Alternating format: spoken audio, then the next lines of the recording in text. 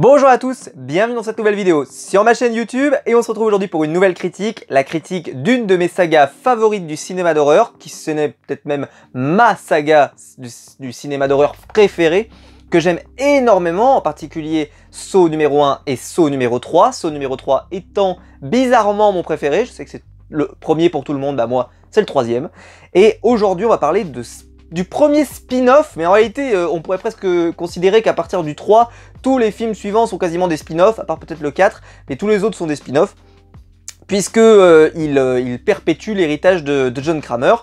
Et aujourd'hui, après Jigsaw, dont j'ai fait une critique sur ma chaîne si vous voulez la voir, alors par contre je vous préviens, il n'y a pas de critique sans spoiler de ce film, je l'explique dans la vidéo, c'est que tout simplement ça repose sur le fait de est-ce que John Kramer est en vie ou non, et je vous avais dit que si jamais il était en vie, le film ne serait pas bon, donc je ne pouvais pas faire de critique sans spoil, parce que si je vous disais qu'il était bon ou pas bon, ça spoilait forcément. Si jamais vous l'avez pas vu, n'hésitez pas à aller la voir. Aujourd'hui, on est là pour parler de Spiral, l'héritage de Saw, donc c'est le premier spin-off vraiment estampillé spin-off. Et déjà, contrairement à Jigsaw qui lui essayait de dire voilà, est-ce que Jigsaw est plus ou moins en vie ou pas, etc. etc. C'était le mystère de ce film. Là, cette fois-ci, c'est pas le cas. Cette fois-ci, il est très clair et évident que ce n'est pas John Kramer qui perpétue ses agissements, parce que c'est tellement ciblé contre un policier que c'est forcément personnel, et on ne voit pas pourquoi John Kramer aurait un problème personnel véritablement avec cette personne, ils ne la connaissent pas, ils ne se connaissent pas, ils ne se connaissent ni de près ni de loin, donc il n'y a pas de raison que ça soit lui. Donc, directement, on sait que c'est un imitateur, quelqu'un qui imite Jigsaw. Donc, c'est pour ça que ça ne va pas poser de problème pour moi pour vous parler de ce film sans spoiler. Dans cette première partie, vous êtes tranquille, parce qu'en plus, Saw est une saga qui repose beaucoup sur les surprises, donc forcément, je vais faire très attention à ce que je vais vous dire. Mais voilà, là cette fois-ci je peux parler librement parce qu'il n'y a pas ce problème-là qui fait que j'étais obligé de faire une partie spoiler dans l'autre, enfin faire directement en spoil. Alors, de quoi ça parle, Saw Spiral? Alors, Saw Spiral, enfin Spiral, l'héritage de Saw, c'est un film très simple, c'est-à-dire qu'il y a un ensemble de policiers ou de personnes qui travaillent dans la police qui se font assassiner en participant au jeu de l'homme au puzzle, de Jigsaw. Et ils ont l'air de tous avoir plus ou moins un lien avec le personnage principal, interprété par Chris Rock, qui est le lieutenant donc Zeke, Ezekiel Banks, qui lui on le comprend très vite dès le début du film, n'est pas très bien vu dans son commissariat parce qu'il a vendu la mèche sur certains de ses collègues qui faisaient des choses pas très nettes et pas très claires. Et donc il est vu un peu comme un vendu, comme un traître, et clairement, pourtant il a fait quelque chose d'intègre selon lui. Et donc l'homme au puzzle arrive derrière, dans sa version, la nouvelle version de l'homme au puzzle on pourrait dire, l'imitateur, et lui veut justement redonner ses lettres de noblesse à la police et juger et punir ces personnes qui n'ont pas été punies pour ce qu'elles ont fait et ce qui a mené que Zeke se retourne contre eux. Donc il va utiliser les différents pièges de Jigsaw, un peu des classiques, des pièges armature sur le visage, etc. etc. Pas exactement le piège à rouge inversé, mais certains trucs comme ça. Et différents pièges, et ça va alimenter tout le long du film. Et comme dans un Saw classique, on essaie de savoir qui est derrière tout ça, qui est derrière tout ça, qui est derrière tout ça. Et à la fin, révélation, qui c'est. Donc j'ai vu quelques retours, parce que le film est sorti depuis quelques temps aux États-Unis. Moi j'ai eu la chance de le voir en avant-première, et j'ai vu que les critiques n'étaient pas extraordinaires, elles n'étaient pas incroyables, mais elles n'étaient pas mauvaises non plus. C'est-à-dire que Jigsaw avait pas eu des bonnes critiques non plus d'ailleurs, mais celui-ci a eu des critiques mitigées, c'est-à-dire sans que ça soit exceptionnel, sans que ça soit nul. C'est-à-dire que c'est vraiment, des fois il y a même des gens qui disaient que c'était plutôt pas mal. Moi je vais vous dire en tant que passionné de la saga Saw. Alors déjà premier truc, j'étais pas sûr qu'un film sans John Kramer serait vraiment intéressant, parce que John Kramer il apporte quelque chose, bah, il a un vrai propos, il y a un vrai propos derrière ce qu'il fait, la maladie, etc., etc., le temps qu'on gaspille, de vouloir un peu remettre de l'ordre, enfin, il y a vraiment un vrai propos extrêmement intéressant dans la saga Saw, et là justement j'avais peur qu'on perde ça. Et là, vu qu'on va dans la corruption de la police, etc., bah, au final, on retrouve un peu ça. Donc ça n'a pas été perdu. Donc je trouve pas que la licence a été pervertie.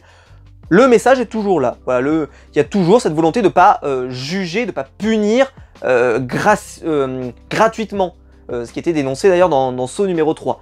On revient un peu sur le thème de la police, qui était abordé déjà dans Saw 2. Alors c'est vrai que ça fait un peu redite, parce qu'on l'avait déjà vu dans Saw numéro 2, avec l'enquêteur qui lui aussi avait fait des choses pas terribles, et donc il lui avait kidnappé son fils pour qu'il participe à un jeu. Ça, bon, ça fait un peu redite, mais c'est axé différemment, et puis c'est plus John Kramer, et puis c'est autre chose, et puis c'est plus personnel. Donc ça fait redite, mais pas trop, je trouve, ça va. Mais c'est vrai que si vous êtes fan comme moi, on a eu un peu l'impression que ce thème-là avait déjà été exploité. Peut-être un peu dommage, mais ça n'a pas gâché mon plaisir. Peut-être déception, peut-être pour certains. Sur l'affiche, vous avez Chris Rock qui a fait, selon moi, une des séries les plus sous-estimées de l'histoire de tous les temps, qui est Tout le monde déteste Chris. Peut-être qu'un jour je vous en parlerai, si vous connaissez pas, c'est une des séries que j'aime le plus des années 2000, il faut vraiment que je vous en parle un jour. Dites-moi dans les commentaires si vous connaissez Tout le monde déteste Chris, série humoristique qui était diffusée après Malcolm, au milieu des années 2000, c'était absolument génial. Et ben, Chris Rock fait une très belle prestation, mais sur l'affiche, donc on voit Chris Rock vraiment en avant, mais l'autre grand acteur mis en avant, c'est Samuel L. Jackson. Et peut-être déception pour vous, mais Samuel L. Jackson, on va le voir très peu. Vraiment, il doit avoir 2 scènes ou 3 scènes qui se courent après, et très courtes en plus, où il fait... franchement, il a peu de mal à apprendre son dialogue, parce que il doit avoir 20 phrases dans le film, peut-être, je sais pas, enfin... J'exagère un tout petit peu, mais il n'en a pas beaucoup. Voilà, bon après ça veut pas dire qu'il fait une mauvaise prestation du tout, mais c'est vrai que si vous vous déplacez, parce que vous dites « Ah, je vais aller voir un film de Samuel L. Jackson, je vais me régaler, on va le voir souvent, etc. » Vous allez être déçu du voyage. Je vous le dis tout de suite, vous allez être déçu. Il est très peu présent. Le film doit durer 2 heures, il doit avoir 10 minutes d'écran. Voilà, je sais pas, enfin, j'exagère un peu, mais il n'est pas présent beaucoup, voilà. C'est peut-être un peu dommage, peut-être pour certains, mais bon, écoutez. Alors... Le film donc va nous créer plein de petits suspects, on se demande est-ce que c'est lui, est-ce que c'est elle, parce que ça peut être une femme, hein. On le sait dans la saga Saw, c'est pas un problème. Donc voilà, qui ça peut être, donc je trouve que là où le film pêche un petit peu, c'est sur le mystère, parce que j'ai su tout de suite qui c'était. C'est-à-dire que très rapidement, je dirais quasiment dans la première moitié du film, moi en fait je savais déjà dans les premières minutes qui c'était. Alors, parce que j'aime tellement la saga Saw, je les ai vus presque 10 fois chacun, 6, enfin peut-être pas 10, mais en tout cas le Saw 3 et Saw 1, enfin la première trilogie, je les ai vus je sais pas combien de fois. Et ce qui fait que je connais un peu les patterns, c'est-à-dire que je reconnais un peu comment ils construisent le film, comment on construit. Ce qui fait d'ailleurs que c'est un bon Saw, parce qu'il est bien construit. Il est construit comme un Saw classique. Ceci étant dit, question surprise, je m'y attendais. C'est-à-dire que j'étais sûr, il y a même un moment où ils essayent un peu de nous amener sur d'autres pistes, etc. Enfin, sur plein de choses. Mais en fait, c'est des choses que je connais déjà dans Saw, et je savais très bien que quand ils font certaines choses, je vous en parlerai en partie spoiler, je savais très bien que en fait, c'était pas suffisant pour me déstabiliser, j'ai envie de dire, voilà. Donc bon, c'est comme ça. C'est peut-être un peu dommage, parce que la saga Saw repose beaucoup sur le suspense, c'est avec la fin souvent où tu fais « Oh my god !» Là, vu que j'étais pas ultra surpris, etc. Cependant, la fin est quand même réussie. C'est-à-dire que malgré que j'ai pas été surpris par cette fin, j'ai bien aimé la fin. Parce que la fin est vraiment super, avec un double moment à tiroir, d'abord il se passe une révélation, puis ensuite on te fait arriver des personnages, etc. C'est vraiment super intéressant, la fin est très réussie, malgré que j'ai pas été surpris. Voilà, je sais pas si c'est antinomique ce que je viens de vous dire là, mais en tout cas pour moi c'est pas antithétique, voilà, l'antithèse, hein, j'ai passé un bon moment, même si j'ai pas été surpris, mais j'ai quand même aimé la fin. Donc voilà, comme je vous l'ai dit, Samuel L. Jackson fait pas la prestation de sa vie, même s'il est très bon dans le film, c'est juste que... voilà. Chris Rock, lui, est génial, donc en Zeke, super, très bien incarné, je trouve qu'il joue bien. J'avais aucun doute parce que j'aime beaucoup cet homme depuis longtemps, depuis la série Tout le monde était Chris, même s'il jouait pas, je vous rappelle, parce que c'était un autre acteur qui le jouait en tant qu'enfant. Et on a une galerie de personnages autour de lui qui sont plutôt sympas. On peut penser à Angie par exemple, la capitaine, je trouve qu'elle crève l'écran, je trouve. Les personnages féminins sont souvent assez intéressants dans la saga Saw, quand ils sont bien écrits ou quand ils sont limite à être torturés, hein, c'est pas de problème, mais en tout cas ils ont un bon traitement. Là honnêtement, elle, nickel, moi je trouve que c'est celle qui s'en sort le mieux, parce que les autres, effectivement, on les caractérise pas trop, mais c'est normal, parce qu'on ne veut pas... Peut-être que vous vous doutiez que c'est lui, que c'est elle, que c'est l'autre, que c'est un machin, donc on te donne pas trop d'indices. Mais elle, justement, on va peut-être la voir un peu plus que les autres. Donc d'ailleurs, c'est ce qui me faisait me dire, est-ce que c'est elle, est-ce que c'est pas elle, etc. Là, bah, je vous dirai ça en partie spoiler. Mais Angie, en tout cas, grosse prestation. Elle s'appelle Marisol Nichols. Je vais pas vous mentir, je la connaissais absolument pas avant. Je sais pas si elle a fait d'autres trucs, peut-être qu'elle a fait d'autres trucs intéressants, mais je n'ai pas souvenir en tout cas de l'avoir vue, ou peut-être dans des trucs mineurs, mais en tout cas, elle m'avait pas marqué. Là, je trouve qu'elle s'en sort particulièrement bien. Et tous les autres petits personnages qui sont donc des enquêteurs, en particulier donc Chris Rock se retrouve avec un collègue, on va dire. Alors c'est bien parce que ça fait un duo tout de suite dans le film, donc on lui met un collègue avec lequel il va faire des enquêtes et qui lui justement a pas cette image encore de quelqu'un qui a vendu la mèche, etc. Donc c'est bien. Et puis lui il débute, donc il est pas, voilà, enfin il débute. Il a quand même quelques petits trucs, il connaît quelques trucs, mais il débute un petit peu. Donc c'est sympa, j'ai bien aimé leur échange à tous les deux. Je trouve qu'en plus, les échanges sur leurs femmes, sur machin, étaient plutôt sympas. L'alchimie entre les deux marchait bien. L'autre personnage n'est pas ultra caractérisé, mais c'est normal, comme je vous l'ai dit, hein, tous les personnages peuvent être suspects, donc ça sert à rien de caractériser trop de personnages. Donc voilà, mais il a quelques petits moments, quelques dialogues sympas, et c'est plutôt cool. Le film est rythmé, et surtout, voilà, je vais arriver à ma dernière partie. Les pièges sont relativement stylés. Alors ils sont quand même moins aboutis que dans Jigsaw, où vraiment c'était une démonstration, quoi, avec des pièges, des trucs, des technologies de ouf, des machins, voilà. Mais c'est peut-être limité par une limite technique, c'est-à-dire que le mec, on sait que lui, il va avoir un lien plus ou moins avec la police, donc il n'est pas forcément ingénieur, etc. Donc il fait des pièges à la hauteur de... Mais ils sont déjà très bien ces pièges, parce qu'honnêtement, ils sont cool, quoi. Pour ceux qui ont vu, donc dans la bande-annonce, on voit déjà beaucoup de choses. Peut-être un peu dommage, la bande-annonce en révèle beaucoup. Mais il y a des très bons pièges, des pièges assez gore, assez sympas, sans que ça m'ait retourné l'estomac. La saga Saw ne m'a jamais vraiment retourné l'estomac, pour être honnête. Peut-être Saw 2, effectivement, était un peu hardcore, et effectivement... il y en a un des derniers, là, Saw numéro 6 ou 7, je sais plus, où il y a certaines tortures qui sont vraiment horribles, quoi. Mais ceci étant dit, là, j'ai trouvé qu'ils ont été soft. Alors, calmez-vous, hein, si vous avez 14 ans ou 12 ans de regarder cette vidéo, soft, ça veut dire, c'est quand même interdit au moins de 16 ans. Il y a du sang, ça pisse, violent, hein. On ne va pas voir ça quand on n'a pas 16 ans. Moi, je l'ai toujours dit. Saw, moi, je l'ai découvert, j'avais 18 ans. Et je suis tellement content de l'avoir découvert à 18 ans, parce que si je l'avais découvert à 14, ou je sais pas, par inadvertance, ça m'aurait tellement peut-être choqué ou machin, que je me serais dit, ah, il faut pas que je regarde. Alors qu'en réalité, c'est une des sagas les plus intéressantes du cinéma, en particulier la première trilogie. Donc, attendez d'avoir l'âge pour regarder, mais clairement, si vous avez l'âge et que vous aimez ce qu'on appelle le torture porn, oui, ouais, il y en a, voilà, il y en a, ça envoie, ça hésite pas. C'est pas dans la démesure comme avec Jigsaw où vraiment il y avait des trucs un peu technologiques, mais par contre c'est dans la pure tradition de Saw. Donc voilà, mon bilan il est plutôt positif comme vous pouvez le voir. J'ai pas à vous dire que c'est le plus grand film que j'ai vu de ma vie, c'est pas non plus un chef-d'œuvre, mais ceci dit, j'ai trouvé que c'était pas du tout une catastrophe comme j'ai pu le lire partout sur internet, ou que j'ai pu le lire assez régulièrement de temps en temps. Non, ce film est pas mal. C'est sûr qu'il révolutionne rien. Il n'apporte rien à la saga Saw. Ceci dit, c'est un spin-off, il est de bonne facture, je trouve qu'il n'abîme pas la saga Saw principale, parce que c'est quelque chose à part, donc ça me va très bien. Les acteurs jouent bien, manque de suspense, c'est peut-être ça qu'on va lui reprocher, je suis d'accord avec vous. Mais ceci dit, j'ai pas passé un mauvais moment, ça m'a pas gâché mon moment.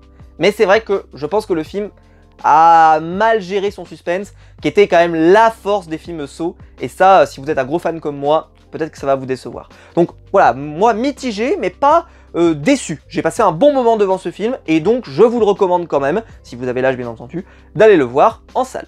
Alors, on va se retrouver en partie spoiler juste après, parce qu'il faut que, bien sûr, je vous fasse une partie spoiler, parce que, voilà. Si vous avez aimé la vidéo, vous pouvez la liker, vous pouvez vous abonner, vous pouvez la partager, et nous, on se retrouve en partie spoiler, où maintenant, je vais tout révéler, donc si vous voulez rien savoir, quittez la vidéo maintenant, parce que sinon, vous allez vous faire spoiler allègrement. Maintenant, on est en partie spoiler de la vidéo, donc si vous n'avez pas vu le film, vous risquez de vous faire grave spoiler, on va pas se mentir. Alors, je vais pouvoir parler beaucoup plus librement cette fois-ci. Vous inquiétez pas, elle sera pas très longue parce qu'il n'y a pas grand chose à spoiler, j'ai envie de dire, parce que le film Saw repose sur le fait que, au fur et à mesure, on découvre qui est le criminel, et je vais vous dire qui c'est. Avant ça, je vais juste faire une petite parenthèse, donc sur les différents pièges, je les ai trouvés plutôt sympas. Le piège où on arrache les doigts, plutôt cool. Le piège, celui qu'on avait vu dans la bande-annonce avec le train, plutôt stylé, mais puis spoilé, c'est dommage, parce qu'on sait déjà qu'il va pas, voilà, il va pas s'en sortir, parce que il y a pas de suspense sur ce bac là, parce que tu l'as vu dans la bande-annonce qui va y passer. Et bon, c'est comme ça. Le reste, très bon piège. J'ai adoré, donc, comme vous l'avez compris, Angie qui se fait littéralement voilà, inonder de presque je sais pas moi, de lave en fusion, j'ai presque envie de dire. Enfin, mais dommage qu'il ne l'ait pas montré en plein plan. Et puis tous les autres pièges étaient très bons, et le piège de fin avec Samuel L. Jackson était plutôt stylé, peut-être pas le plus spectaculaire de la saga, quand on compare avec ceux de Jigsaw, mais du film Jigsaw en particulier, où il y a beaucoup de high-tech. Là c'est juste des câbles qui te tiennent et tout, mais c'est la critique que je vais faire tout de suite, c'est que par contre, le personnage, donc je peux le dire maintenant, c'est William, donc qui est celui qui a tout orchestré, qui est donc le partenaire de Chris, donc de Zeke. Bah, j'ai un problème, c'est que dans la saga Saw, c'est plutôt logique, c'est plutôt normal, etc. Parce que ça soit John Kramer, lui, c'est un ingénieur, et ses héritiers, eux, ils apprennent de lui. On le voit, ils se forment avec lui, etc. Donc, c'est bon. Là, lui, il a appris en autodidacte, on pourrait dire. Et c'est vrai que ces pièges sont quand même plutôt de bon niveau pour un autodidacte. Vous allez me dire, et vous allez me répondre, et vous aurez raison, que, j'ai envie de dire, le mec il a préparé sa vengeance depuis des années, forcément, il a prévu le coup, il s'est formé, etc. C'est vrai, mais c'est juste que bon, c'est plus cohérent dans la saga Saw, celui-là c'est un peu moins cohérent, parce qu'il est juste flic quoi. Bref, peu importe. Samuel L. Jackson, comme je l'expliquais en partie no spoil, disparaît assez rapidement. Maintenant je peux vous expliquer pourquoi. Donc bah, vous le savez, il disparaît parce qu'il a été enlevé par Jigsaw. Je le savais, puisque il allait se faire enlever. Enfin, ça paraissait évident, et puis surtout, ça a spoilé par contre grave, parce que je me suis dit, s'il s'est fait enlever, je vois pas pourquoi il s'est fait enlever. Tu vois pas pourquoi? Bah si, c'est parce que probablement qu'il est pas net. Il est pas net. Bah oui qu'il est pas net, Samuel L. Jackson. Tu n'es pas net, Samuel. Je te l'ai vu, je t'ai vu, je le savais. Non, je blague à part, mais c'est vrai que c'est pour ça que je dis qu'il y a un manque de suspense, parce que je savais qu'il était pas net, je m'en doutais. Parce qu'après, du moment, juste au moment, enfin, pas au début, hein, mais au moment où je vois qu'il disparaît, parce que ça aurait pu être, par exemple, il pourrait se faire enlever, pour, je sais pas, que Chris, au final, en fait, il est pas si blanc, on aurait pu découvrir autre chose, je sais pas. Voilà. Exemple. Là, non. Quand j'ai commencé à comprendre qu'il s'était fait enlever, et qu'il n'y avait pas, que vraiment on gardait le côté qu'il était enlevé, je me suis dit, bon, c'est qu'il a fait des conneries. Et je suis pas tombé de ma chaise quand j'ai appris que c'était lui qui avait un peu orchestré le tout, etc. J'ai un peu fait ouais, je sais. I know. Voilà, écoutez, c'était pas mal. C'est dommage de l'avoir fait comme ça, mais bon, c'est comme ça. Marcus, donc, bon, personnage qui, malheureusement, donc interprété par Samuel L. Jackson, va disparaître très tôt dans le film et réapparaître à la fin. Fait une très bonne prestation, mais très courte. Alors, on va parler de William. Alors, William, donc, c'est le méchant, donc, l'homme au puzzle de cet épisode. C'est vrai qu'il a pas du tout une tête de méchant. Quand on compare avec le tête de John Kramer, ou même de son héritier principal, ils ont quand même des bonnes têtes de tueurs. Lui, c'est pas le cas du tout. Ce qui fait que le personnage, on n'y croit pas tellement. Mais ceci étant dit, si vous voulez cacher le fait que ce soit lui, c'est bien. Le problème, c'est que je vous ai expliqué, ça n'a pas marché sur moi. Pourquoi ça n'a pas marché? Eh bien, pour une raison principale et une seule, c'est que malheureusement, je l'ai grillé dès le début. Alors en fait, je l'ai grillé de deux façons. C'est déjà, j'adore Saw, et donc je sais comment ils arrivent à nous piéger, à nous faire croire que c'est pas lui, que c'est lui, machin, etc. Je suis habitué maintenant. Et le truc, c'est que déjà, la première chose qu'il dit, c'est la première chose, je crois que c'est une des premières phrases qu'il dit, il arrive sur un truc de il dit « J'ai attendu ça toute ma vie ». Déjà, le truc comme ça, là, j'ai attendu ça toute ma vie. Moi, c'est pas relevé par personne. Alors que pourtant, ça aurait pu être un peu bizarre en disant t'as attendu de venir sur une scène de crime avec un mec à moitié décédé toute ta vie, c'est ça ton rêve, etc. Bon.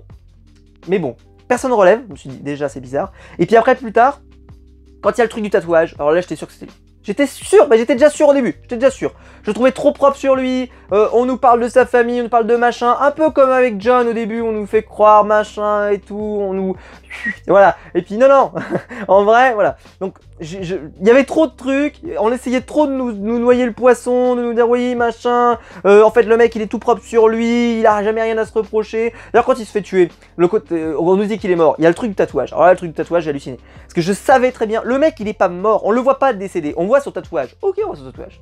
Mais moi, tu ne me vois pas décédé, mort. C'était un élément d'ailleurs qui avait été utilisé dans Jigsaw. C'est quand on ne te voit pas décédé, mort, coupé en morceaux, tout ce que tu veux, pour moi dans Saw, t'es pas mort. Et là, juste le tatouage, ça suffit pas. Le mec, il peut très bien te tatouer quelque chose et faire semblant que c'est pas que t'es mort. Ça ne m'a absolument pas convaincu. Et vu la façon dont c'était fait, il n'y a pas de test ADN, rien du tout. Juste le tatouage, ça suffit pour te dire que c'est lui. J'ai dit, c'est sûr que c'est pas lui, c'est sûr que c'est pas lui.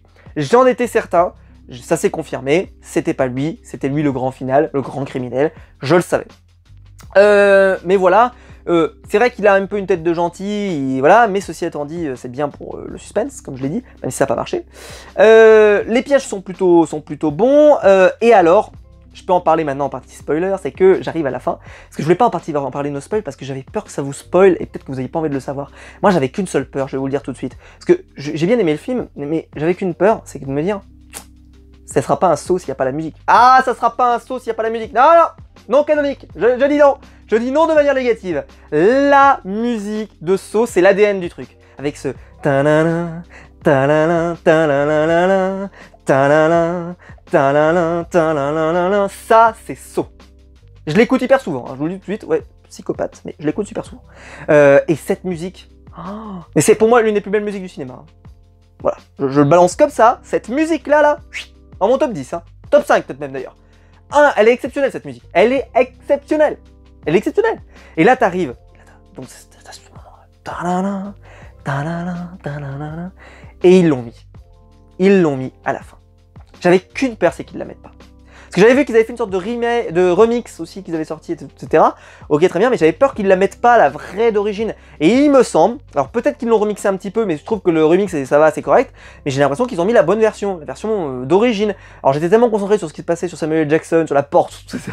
Que forcément j'écoutais, mais j'étais tellement content. À ce moment-là, d'ailleurs, c'était très bizarre, parce que je devais avoir un petit sourire, un peu le côté de ils ont mis la musique. T'as un mec qui arrête de se faire découper, tu souris, ouais.